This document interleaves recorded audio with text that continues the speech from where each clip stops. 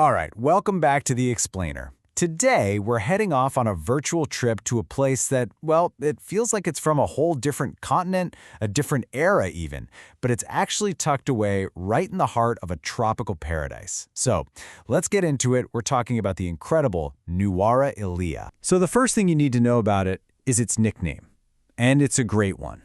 Little England. I mean, just think about that for a second. What does that even bring to mind for you? You're probably picturing, these rolling green hills, maybe some quaint little houses, and definitely a cool breeze. But in Sri Lanka, it's a really interesting image, and it for sure makes you wonder what's going on there, right? Okay, so what is it officially?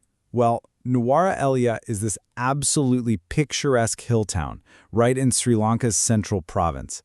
And it's really known for a few things that make it so special. You've got this amazingly cool climate, a huge relief from the heat you'll find elsewhere.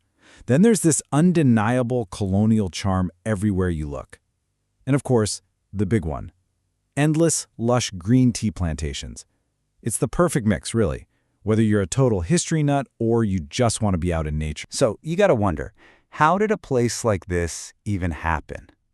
How did it become what it is today? Well, its story is pretty much built on tea. It's about how a simple colonial retreat ended up becoming the absolute heart of a massive industry. Let's rewind a bit.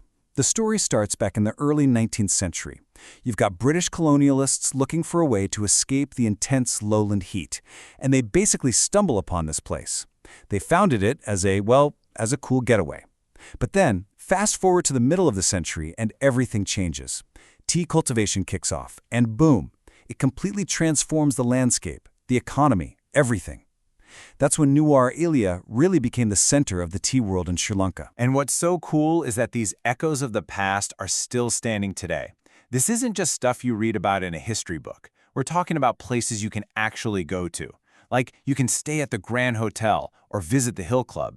You can even play golf at one of the oldest courses in all of Asia. The whole town has this amazing colonial-style architecture and these huge, beautiful gardens. It's all right there. Okay, so that's the history lesson. Let's talk about your hill country adventure.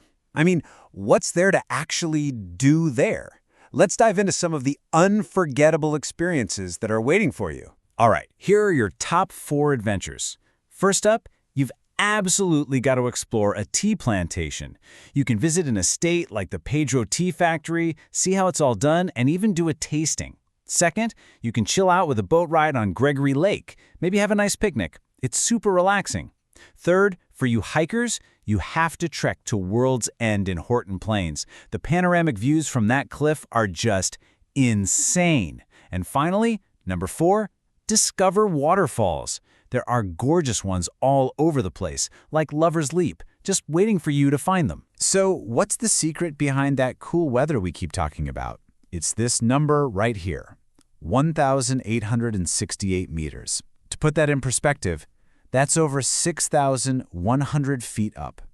That altitude makes it one of the highest towns in all of Sri Lanka, and that's why you get that crisp, cool air. It's the whole reason the town exists. Okay, so maybe now you're thinking, I want to go, which is awesome. So let's talk about planning your perfect escape. We're going to get into the essential info you need to actually make this trip happen. Okay, first things first, when should you go? The best time to visit Nuwara Eliya, hands down, is from March to May. That's the prime season. The weather's lovely, everything's super lush and green, and there's even a flower festival. Now you might want to steer clear of October and November. That's the rainy season, so you're going to get heavy rains, which isn't exactly ideal for all those cool outdoor things we just talked about. All right, let's talk about getting there. And honestly, this is a big one. The scenic route is by train. And when I say scenic, the journey to the Nanu Oya station is considered one of the most beautiful train rides in the entire world. No joke. It's not just about getting from point A to point B. The ride itself is a massive part of the experience. Of course, if you want a bit more freedom, you can always do a road trip. Taking a bus or a car is also a fantastic choice. The drive up is just spectacular. You're winding through these mountain roads with incredible views of tea plantations and valleys basically the whole way. And what if you're in a hurry? Well, there's an express option too. For the fastest trip, You can actually take domestic flights or even seaplanes that connect from cities like Colombo. You'll be there in a flash. All right, just a few last essential tips for your trip. First, pack for cool weather. Seriously, temperatures can be anywhere from 10 to 20 degrees Celsius, so you'll need layers. Second, stay hydrated. That cool mountain air can trick you. Third, just a heads up, April gets really crowded because of the Singahala and Tamil New Year. And finally, for places to stay, you've got amazing options, from those big colonial hotels to smaller boutique villas or guest houses. So really, when you put it all together, it's just what this says: a charming blend of colonial history, natural beauty, and cultural significance. It's not just one of those things, it's all of them mixed together. And that's what makes it so unique. It's a side of Sri Lanka you might not expect. This cool, misty, green escape that's just bursting with history and nature. So, I guess that just leaves one final question for you. When will you go discover this little piece of England in the heart of Sri Lanka? Thanks so much for joining me.